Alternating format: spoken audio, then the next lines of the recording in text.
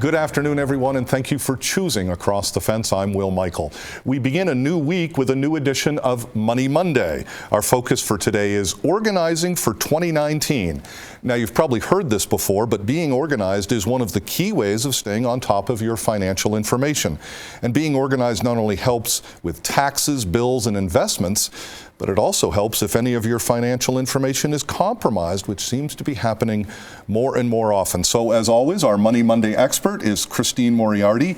Christine is a certified financial planner from Bristol, and she's president of MoneyPiece, and we appreciate you coming in. Thanks for having me. This is a delightful way to start off the new year. Well, it is. We're a couple of weeks into the new year.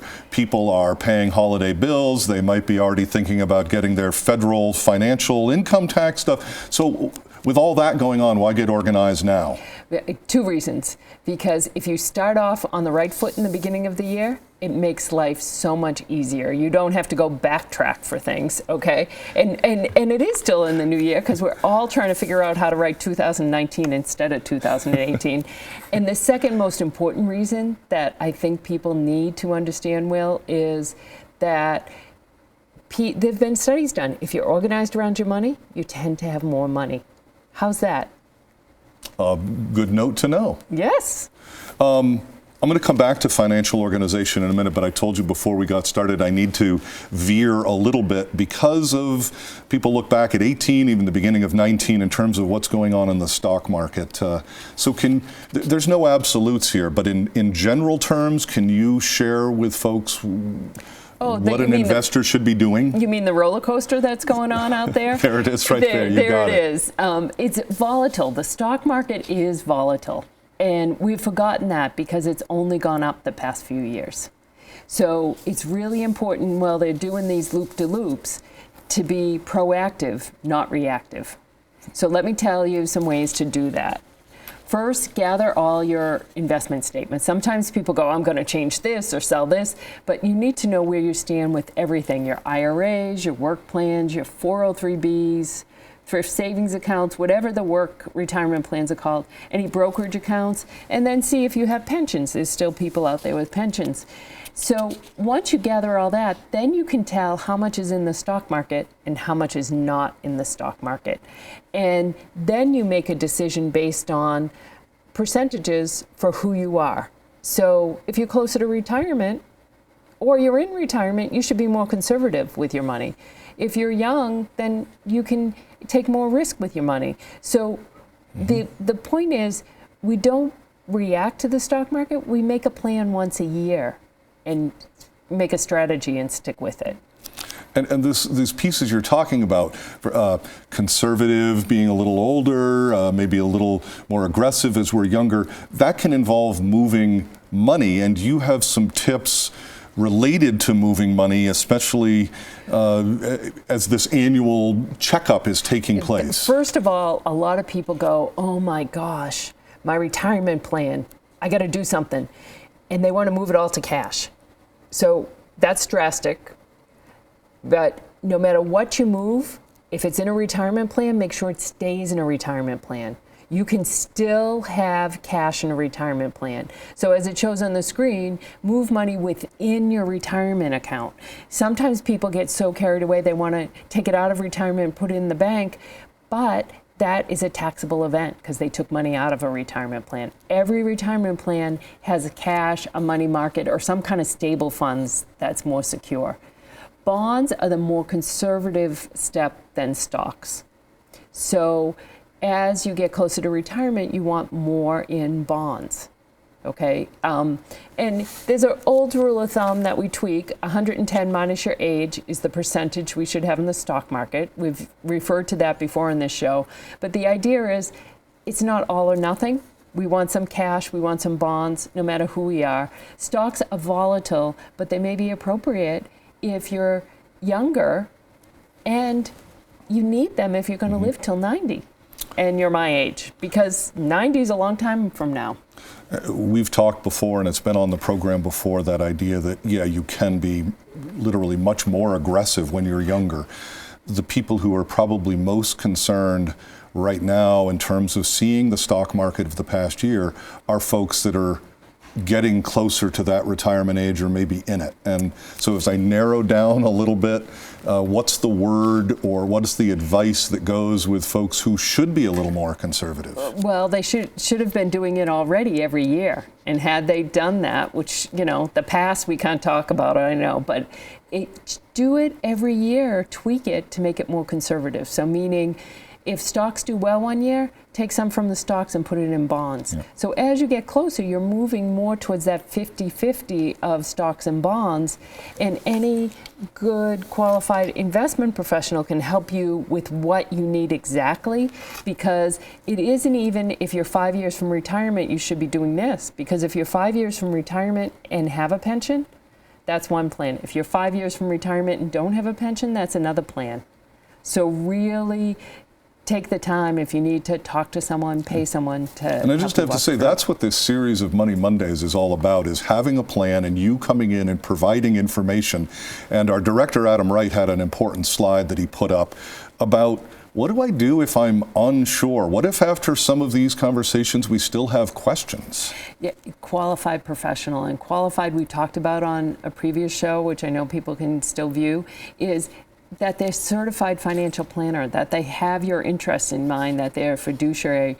These are things that are really important. It's worth paying for that advice because this is your future long term. Right. And many of us don't expect to live another 30, 40, 50 years. Yep. So have a good plan. You don't go and build a house without a plan. But yet people think they can build their retirement without one. And you've also said before that, my nice sister-in-law, brother-in-law, all of my nice relatives who have advice, go get the qualified professional. Right. Usually what we hear from people is, oh, I'm in Apple, or we always hear the good news from people about what they did successfully.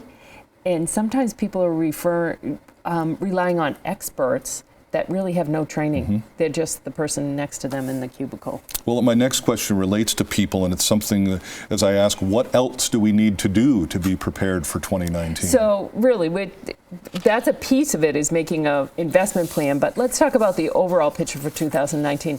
Get organized. Is there family and friends' phone numbers? Do you have them in your wallet or your iPhone or at home on a list on the fridge if someone ever needed to contact family and friends because you weren't able to do it yourself?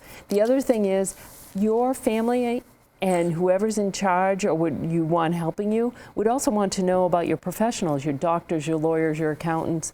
They don't want to be flipping through your phone, flipping through your address book, who's their appointment, where's their calendar.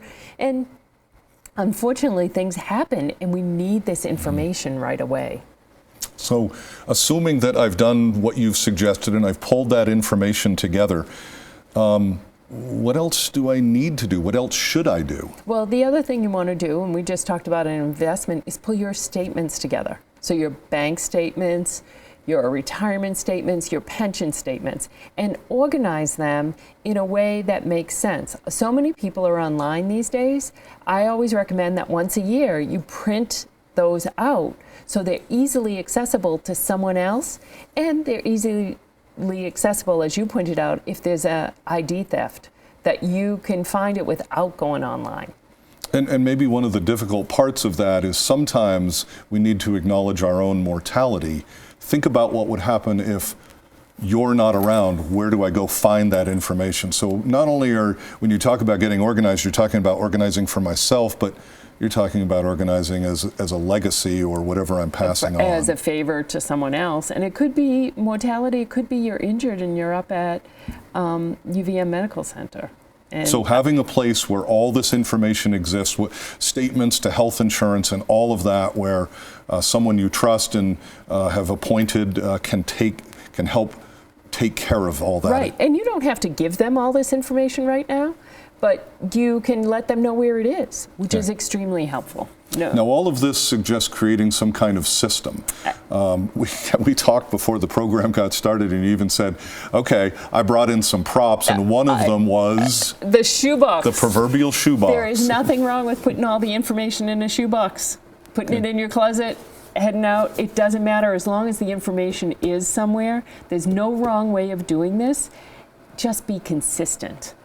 Okay. as so, you go. A shoebox, yeah, sure. Sure, I've that done could it work. before. You've probably done it, but they're in, everything from manila folders or And color-coded here's mine. folders. I love, color-coded, I don't know if I get that far, but it just makes it more fun. If you're going to do a job on a dreary winter day, put it in colorful file folders and put pensions, the retirement account, the bank statements, your will, whatever else is there. So this system is all about keeping records and ongoing. And there's no right or wrong way to do it. Again, I want to do it in a way that works for me. Here's one that I have used that I like probably because it's green and you can have labels on it, So label your bills, for example. What are the bills that you need to pay on a monthly basis? Because if you're not around paying them or they're coming out of your checkbook, someone needs to know that they're automatically. So green is big color for me. And a reminder through all of this is there isn't a cookie cutter. Somebody might like the shoebox. Somebody else might like the color-coded folders. I tell you that years ago, my dad ran a business. He was a great businessman. He got sick, and I knew how to do his business when I was 14. When I was 24, I walked in and could run the whole business because it was the same way 10 years later. So it's just being consistent, because if you're consistent, then you don't have to keep thinking about how am I going to do this? How am I going to do this? I immediately grab my mail and take my financial statements and throw them on the top of my file system. So I know where they are when I take a moment to file So even if you're not doing it right at the moment, have a place you're for going to it. be able to open it a week later and, for instance, put it in a 3-ring binder. Right. So here's a 3-ring binder, pretty easy by subject, and you could just toss it on top of the 3-ring binder. None of this takes long. Initially, just getting it set up, just find something that attracts you to it and make it easier on yourself.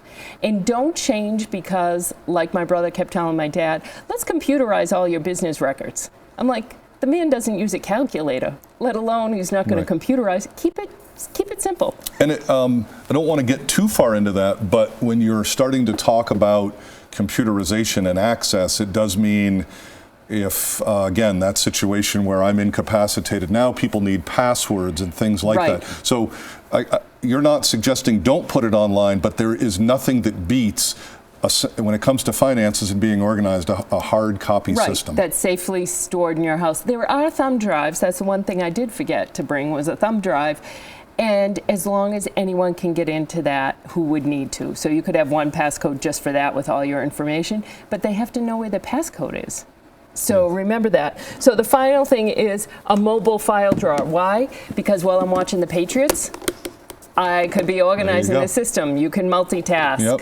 So, and you can get carried away. I don't mean it carried away. This is plastic. If you wanted, you can get them so that they're fireproof. Yeah, absolutely. Be careful with the fireproof ones, because you might also want to copy somewhere else, because the fireproof ones only last a certain amount of time. So make it one that you can grab if you need to. Great. So well, we have. I'm being told we have a couple of minutes left. I think it might be helpful if there's a bit of a recap, and I know that we have a slide that will help with that. So the whole thing about this is, whether we're talking investments or a filing system, be proactive, not reactive. Don't be panicked when you get a statement and don't know what it means, but you already have things in a system and a financial strategy for investments. Number 2, organize for yourself and others. Yes, you're doing it so that you'll have more money, but you're really doing it for whoever you're leaving behind, or if you're injured. So you can be taken care of by others. Create a system, a file system that works for you. It doesn't matter. It doesn't have to be perfect. Don't change it. Consistency matters. So you will have a fine financially 2019 financial year if you take some steps to improve it. These are small steps for most people, but print it off. I do know people who haven't looked at their statements because they're online. Never look at them. So make a moment to print them off, put them in a file. And put them in a file system that, again, I kept coming back to it because if one of the things I'm taking away is a system that works for me. Yeah. It's not your system. It might not be your spouse's system, but it's something that works for me. Right, but I'm glad you brought up the spouse, because your spouse does need to know where your stuff is, and vice versa. So a lot of couples actually have a financial command center where you could put your stuff in, your spouse could put their stuff in. Yep. It could be arranged differently, but at least someone knows where all the information is. Well, with that, I do need to stop us there. Remind our viewers that if you have questions or comments for Christine, you can check her website by going to moneypeace.com. You can reach her by phone at the number on your screen. It's 453-5913, 453-5913. Christine, always a pleasure to see you, and we will see you back here next month. Looking forward to it. That is our program for today. We know you have choices, so thanks for choosing us. I'm Will Michael, inviting you to join us back here each weekday afternoon for another visit Across the Fence.